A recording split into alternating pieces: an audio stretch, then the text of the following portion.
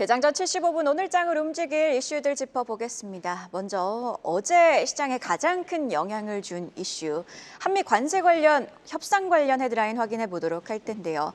한국과 미국 무역 협상 타결, 트럼프 미국 대통령, 한국 상호 관세 15%입니다. 자, 아마 어제 하루 종일 한국과 미국의 협상 내용 전해 들으셨을 텐데요. 그런 만큼 아주 간략하게 짧게만 짚어보면 상호 관세율은 15%대로 내려왔으며 자동차 품목 관세도 15%, 우리나라는 관세 인하를 위해 약 3,500억 달러 규모의 대미 투자와 함께 미국산 에너지 구매를 약속했죠. 협상 타결이라는 재료에 장 초반에는 양시장 그래도 강한 모습이었지만 양시장은 빠르게 셀온, 즉 매도세가 나타났죠. 일단 그 이유 KB증권은 관세 영향에 따라 업종별 차별과 함께 노출된 재료라는 점에서 매도세가 우세했다고 평가를 했고요. 대신증권은 관세 협상 기대감이 이미 선반영됐었다 이렇게 진단을 했습니다. 뿐만 아니라 최악의 시나리오는 피했다는 안도감이 거시 펀더멘탈, 예를 들어 매파적이었던 FOMC 결과 등을 이겨내지는 못했다고 진단을 했는데요. 자, 그래서 관세 협상 글로벌 IB와 외신, 기관은 어떻게 보고 있을까요? 모간 스탠리는요, 최악의 시나리오는 피했다며 미국 내 수출 경쟁국들과 동등한 위치를 확보했다는 점에서 전반적으로 긍정적으로 평가했습니다. 그런 의미에서 자동차와 반도체를 두고는 마찬가지로 긍정적이라고 평가를 하기도 했는데요. 블룸버그는 즉각적으로는 수출업체와 금융시장의 안도감으로 작용하나 장기적으로는 경제적, 전략적 위험에 대한 우려를 불러일으킬 수가 있다고 진단을 했고요. 원화 절상 요구에 대한 리스크도 남아있다고 덧붙였습니다. 국내 증권가 분석을 통해 무역 합의에 따른 섹터별 기상도도 함께 그려봤는데요. 긍정은 맑음, 중립은 흐림, 부정은 비로 한번 표현을 해봤습니다. 철강은 다른 국가들도 동일하게 50%를 받았다는 점에서 흐림, 그러니까 중립으로 보는 시선이 있었고요. 가전의 경우 북미향 수출 비중이 높기 때문에 현대차증권은 부정적 영향이 있을 것이라고 진단을 하기도 했습니다. 맑음 업종으로는요, 마스가 수혜가 가능한 조선이 있고요. 알루미늄밥 동방 업체들은 타격이 불가피하나 그래도 셀 완제품, 양극재와 음극재 업체들은 전망이 긍정적이라는 점에서 유안타증권은 2차 전지 역시 맑음 업종으로 봤습니다. 한편 반도체와 자동차를 두고는 증권사별로 분석이 갈리기도 했는데요. 유안타증권은 최국 대우 가능성, 맑음 업종으로 반도체를 봤지만 현대차증권은요, 전체 반도체 수출액 속 8%가 북미향이라 관세로 인한 미국향 제품 수익성 둔화는 불가피하다며 이렇게 흐림으로 보기도 했습니다. 자동차를 두고는요, 유안타증권, 유럽, 일본과 동등한 경쟁 관계를 확보했으나 단기적으로 주가 재평가 요인을 찾기는 어렵다면서 이렇게 흐림 업종으로 봤습니다. 한편 현대차증권은요, 미국 신공장 가동 상승에 따른 수입 축소로 관세 영향 상쇄가 가능하다며 반대로 맑음 업종으로 보기도 했는데요. 앞으로 업종 전략을 세울 때 관세 영향도 이렇듯 고려해서 면밀하게 접근을 해봐야겠습니다. 자, 오늘 시장 전반에 영향을 줄 이슈, 글로벌 이슈로 짚어본 빅테크 실적 외에도요. 어제 2025년 배당소득 분리과세 개편안을 비롯한 세제 개편안이 확정됐습니다. 모닝브리핑 시간에서도 여러 번 전해드렸는데요. 법인세 인상의 증권거래세 인상, 그리고 대주주 양도세 기준도 강화됐습니다. 연말 매물폭탄 우려는 이렇듯 현실화 가능성이 커진 거죠. 그리고 배당소득 분리과세와 관련해서도 기준이 좀 엄격해졌는데요. 해당 요건을 좀 보면 일단 배당 성향이 40% 이상인 상장사로 기존 시장에서 예상했던 35% 수준보다 높아졌고요. 40% 이상이 충족이 어렵다는 점에서 배당 성향이 25%이거나 배당액이 직전 3년도 대비 증가한 기업들도 포함이 됐습니다. 관련해서 금융주들은요, 자사주 소각을 통해 주당 배당금을 늘리려는 전략을 취하고 있기에 배당금 자체를 늘리려는 전략은 아닙니다. 앞으로 금융주의 경우 전략이 좀 복잡해질 수가 있겠고요. 여기에 분리과세가 적용되는 최고세율도 이소영 의원 안에는 최고세율이 25%로 정해졌지만 이번에는 35%로 배당 촉진 효과가 크지 않을 수도 있다는 지적들까지 함께 나오고 있는 상황입니다. 자, 그래서 어떤 기업들이 배당 성향 40%로 첫 번째 요건을 충족하고 있을까요? 코스피 상장사 중에서는요. 간략하게 본다면 고려아연, 한전기술, KTNG, NH투자증권들이 여기에 포함이 됩니다. 해당 기업들은 세제 혜택 기대감에 수급이 붙어주는지도 계속해서 확인을 해보고요. 다만 개인 투자자들의 관심도가 높은 시총 상위 종목들은 여기에 해당되지가 않죠. 그래서 큰 틀에서 좀 바라보자면요. 앞서 오프닝에서도 좀 언급을 했습니다만 7월 한 달간 개인은 코스피 시장을 7조 원이나 팔았습니다. 이런 배경에는요, 정책 실망감, 5천 피해에 대한 고민도 담겨 있지 않나 싶은데요. 물론 아직 국무회의, 국회 제출 등의 절차가 남아 있습니다. 향후 절차와 함께 수정 여부도 계속해서 주시해 보시죠. 그럼 어제 애프터마켓 특징주는 안혜수 캐스터와 함께 체크해 볼까요? 네, 애프터마켓 특징주 살펴보도록 하겠습니다. 먼저 코스피 상승률 상위 종목 먼저 보겠습니다. 세아 베스틸 지주 5.13% 올랐습니다. 어제 관세 협상 결과로 인해 철강 관련 종목들 중에서도 희비가 엇갈리는 모습 보였는데요. 세아 베스틸 지주도 메인 마켓에선 오전 한때 급등세 보이다가 약보합의 거래가 끝났는데 저녁에 다시 반등했습니다. 또 하나도 마찬가지로 올랐는데요. 어제 에어로스페이스를 비롯한 계열사들의 주가 상승 영향으로 함께 상승 모멘텀 받아갔습니다. 2%. 또 하나그룹의 인수설 나왔던 STX 엔진도 같이 올라준 모습 특징적입니다. 또 대덕전자 하반기 실적 개선 기대감 리포트 나오면서 최근 급등세 탔었죠. 어제 보합권에서 왔다 갔다 했지만 애프터마켓에선 1.88% 올라줬습니다. 이번엔 코스닥 시장으로 가보시죠. 코스닥 시장에서는 우주항공 업체들의 활약이 돋보였습니다. 애프터마켓에서도 보기 드문 급상승 보여준 HVM, 특수학금 개발업체 스피어가 스피어X와 10년간 약 10억 달러에 달하는 장기 공급 계약을 체결했다는 소식이 전해졌죠.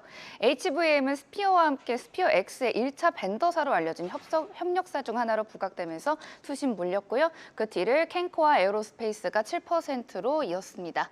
다원시스는 전원장치 전문 업체인데요. 한국핵융합에너지연구원과 807억 원 규모, 최근 매출액의 26%가 넘는 비중의 계약을 체결했다고 공시하면서 급등했습니다. 지구관측 인공위성 업체인 루미로도 3% 올라준 모습 특징적입니다. 이번엔 특징주 보면서 오늘 장 대비해 보시죠. 어제 미국과의 관세 협상으로 인해 철강, 강관 관련 종목들의 움직임이 컸습니다.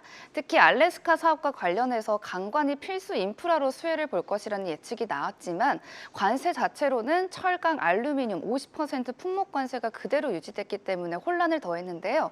세아 베스틸 지주는 어제 전년에 비해서 30% 가까이 떨어진 영업이익까지 공개를 했는데도 불구하고 자회사 세아항공 방산소재의 최대 영업실적과 세아 베스틸 지주의 324% 급증한 영업이익 기록 덕분에 오히려 장중에 상승세 탔었습니다. 애프터마켓에서도 5% 강세 보여줬습니다. 또 잘 나가는 항공, 우주, 방산과 같은 분야의 특수강 분야의 연구개발을 늘리겠다는 계획도 발표했다는 점 투자에 참고해 보시죠. 국내 특수학군 개발업체 스피어가 일론 머스크가 이끄는 우주 기업이죠. 스페이스X와 10년간 약 10억 달러에 달하는 장기 공급 계약을 맺었다는 소식이 있었는데요. 해당 소식에 HVM도 스페이스X 관련주로 부각되며 애프터마켓에서 무려 20% 넘는 상승률 보여줬습니다. HVM은 초고청정 첨단 금속 소재 전문 기업으로 2023년부터 미국 스페이스X의 특수금속을 공급하며 우주항공 시장에서 입지를 강화하고 있는 기업인데요. 특히 스피어와 함께 스페이스X의 1차 벤더사로 스페이스X의 밸류체인에 포함되어 있어 더 기대감을 높이고 있습니다. 최근 한국경제와의 인터뷰에서 우주 방위산업 첨단 금속 수요 증가로 내년 매출액 1,000억 원을 예상한다고 밝히기도 했는데요. 올해 매출 전망치가 646억 원인 점을 생각하면 큰 폭의 상승률이죠. 앞으로 지켜봐야 할 기업이 될 것 같습니다. 지금까지 애프터마켓 이야기 전해드렸습니다. 애프터마켓 특징주 안혜수 캐스터와 체크해봤고요. 계속해서 증시 모닝 브리핑, 오늘은 손창현 24인베스트먼트 팀장과 함께 분석 이야기 나눠보도록 하겠습니다. 자, 세아베스틸 지주부터 이야기 나눠보도록 할 텐데요. 세아베스틸 지주 1분기 대비 급성장한 실적 발표가 있었고 배당 소득세 인하와 관련해서도 좀 주목을 받은 상황인데 자세한 내용부터 체크해 주시죠. 네, 동사가 이제 연초부터 상당히 좀 좋은 흐름을 보였습니다. 상법 개정안 관련된 이슈도 있었고요. 어제는 2분기 연결 관련된 실적이 예상 컨센을 윗돌았다라고 해서 좀 긍정적인 흐름으로 전개되는 모습인 것 같았어요. 그래서 매출액과 영업이익 모두 예상치를 상회했다라는 거는 좀 긍정적으로 주가에 반영이 됐다라고 볼 수 있을 것 같고요.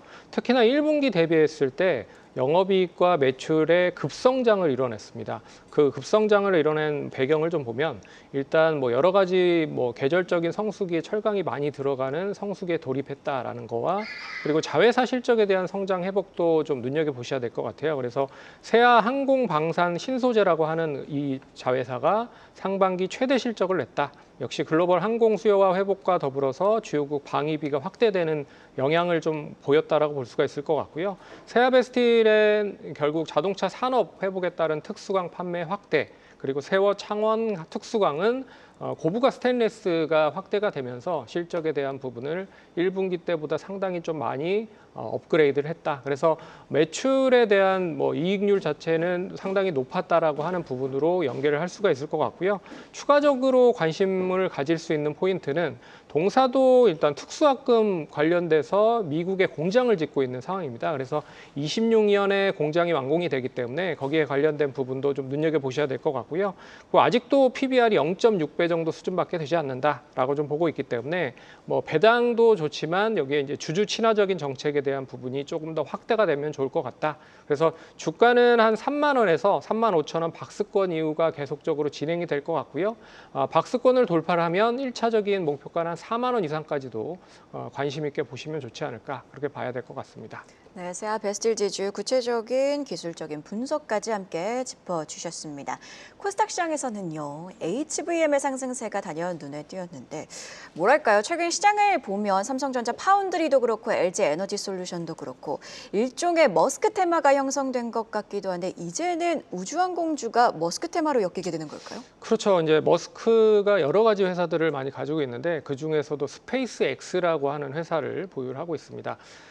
이 HVM이 상승을 했었던 배경을 보시면 결국에 이제 스페이스 X의 수주를 계속적으로 진행을 했었던 그런 모멘텀이 있어요. 그래서 23년부터 스페이스 X에 특수 금속 공급을 했다라고 하는 부분들이 같이 연계가 되고 있는데 특히나 어제는 이제 스페이스 X의 특수학금 스피어라고 하는 회사가 결국에는 특수학금을 스페이스 X에 10년간 10억 달러 장기 공급 계약을 하면서 동사도 그러면 이제 스페이스 X에 본격적으로 수주를 받을 가능성이 높지 않겠느냐라고 하는 기대감이 동반이 되면서 상승을 했다라고 보시면 될 것 같고요.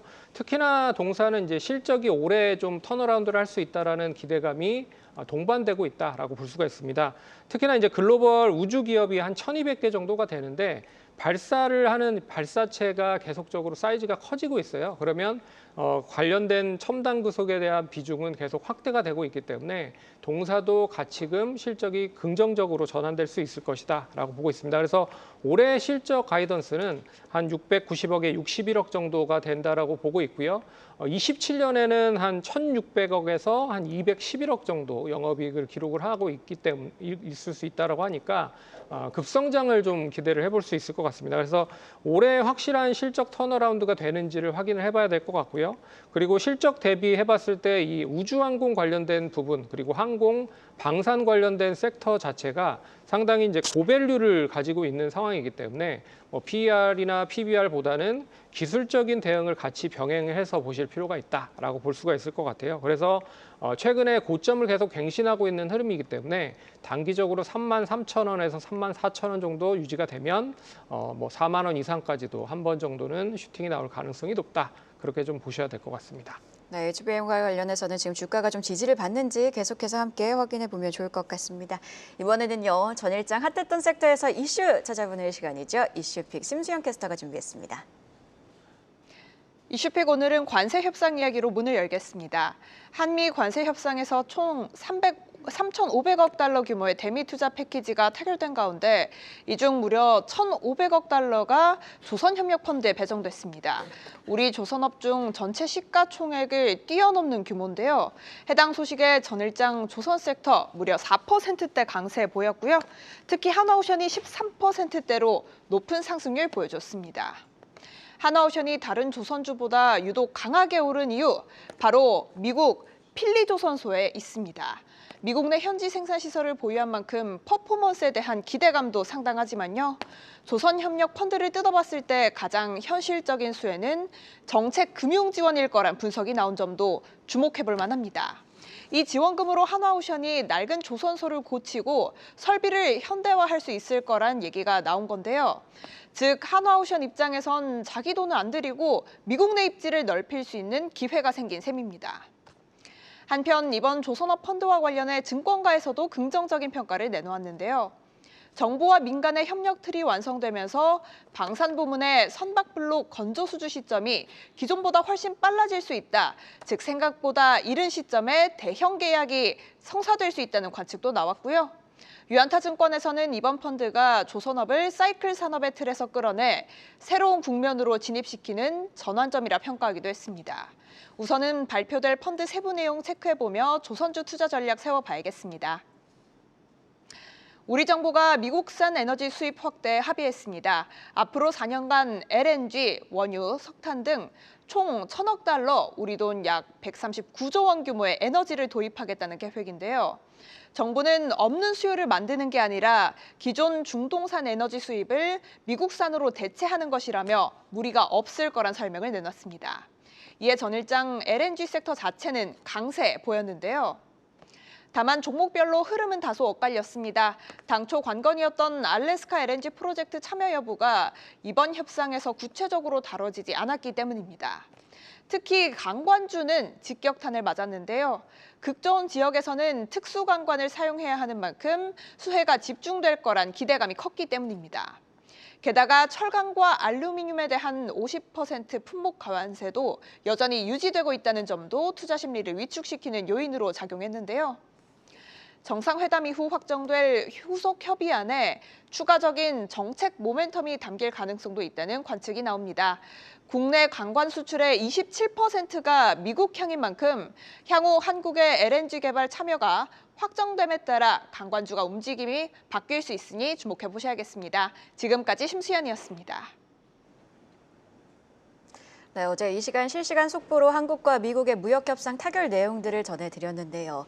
이 협상에 아주 결정적인 역할을 했던 것이 바로 조선업 협력, 특히 마스카 프로젝트라는 내용들이 나오고 있습니다. 마스카 프로젝트와 관련해서 좀 구체화된 내용들이 있더라고요. 네, 그 마스카 프로젝트가 이제 조선 관련돼서 집중적으로 투자를 좀 더 많이 하겠다라는 의지의 표명이라고 좀 볼 수가 있을 것 같은데 3,500억 달러 규모의 펀드에 1,500억 달러가 일단 조선 쪽에 포함이 됐다라고 생각을 하시면 될 것 같습니다. 비율로 보면 42% 정도 과반수 수준이기 때문에 상당히 좀 조선 쪽이 높다라고 좀 볼 수 있을 것 같고요. 참고로 이제 국내 선박 제조사가 3세사를 합쳐도 한 100조 정도기 때문에 여기에 이제 2배 정도를 투자를 한다라고 보면 될 것 같아요. 거기에 조선사와 이제 우리나라 정부 쪽에서 투자 및 대출 보증을 해서 좀 일으킬 수 있을 것이라고 보고 있습니다. 또한 이제 미국 내 조선 관련 수직 계열화를 본격화할 수 있다라는 기대감도 있을 것 같아요. 그래서 신규 조선소를 만들고 선박을 제조를 한 다음에 유지 보수 관리를 하고 거기에 인력 양성 같은 거를 하면 결국엔 수직 계열화를 만들 수 있다고 보고 있고요. 중국과의 경쟁이 좀 발빠르게 대응할 수도 있을 것 같습니다. 현재 중국이 전 세계 건조량의 한 50% 이상을 하고 있기 때문에 미국이 전혀 선박 관련돼서 못 따라가고 있는 상황이죠. 친환경 선박이라든지 상선, 군함 건조 등도 모두 뒤처지고 있는 상황이기 때문에 이 부분을 우리나라가 보완을 해주고 있다라고 볼 수가 있을 것 같습니다. 그래서 우리나라는 안정적인 수주가 계속 이어질 것 같아요. 54년까지 미국 해군 364척.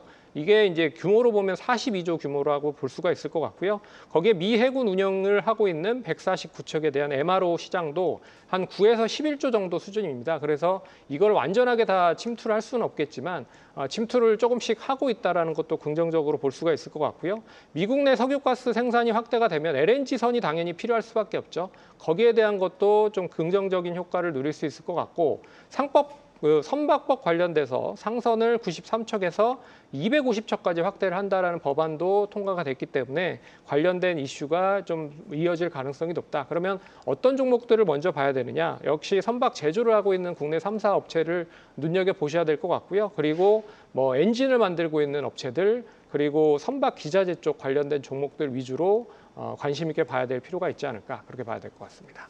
자, 그리고 또 짚어볼 부분이 바로 LNG 구매인데요. 우리나라 같은 경우에는 지금 1,000억 달러 규모의 LNG와 기타 에너지 제품을 3년 반 동안 향후에 미국으로부터 구매를 하겠다 이렇게 밝힌 상황입니다. 수혜가 예상되는 종목과 업종을 좀 꼽아볼까요? 일단 뭐 LNG 관련돼서 결국에는 뭐 다양한 뭐 수혜가 이어질 가능성이 높을 것 같은데, 제가 봤을 때는 이제 LNG 선에 대해서 사용이 되는 본행제를 많이 사용을 하고 있는 본행제가 많이 쓰일 필요가 있다라고 좀 보고 있어서 한국항공과 동성화인텍을 좀 관심 있게 보셔야 될 필요가 있을 것 같다라고 말씀을 드려봐야 될 것 같고, LNG 가스관 개발에 대해서는 아직 구체적인 게 없다라고 좀 보고 있기 때문에 차라리 LNG 구매를 하고 있다라는 거를 감안을 해서 일단 뭐 잘 전략을 세우면 좋지 않을까, 그렇게 좀 봐야 될 것 같습니다. 네, 이렇게 업종별로 조금은 다르게 봐야 된다라고 이야기를 해주셨습니다. 이렇게 증시 모닝 브리핑, 오늘은 이입사인베스트먼트 손창현 팀장과 함께 자세히 분석해봤습니다. 고맙습니다. 계속해서 다양한 경제 이슈를 알고 싶다면 구독과 좋아요, 알림 설정 부탁드립니다. AI 캐스터 권미정이었습니다.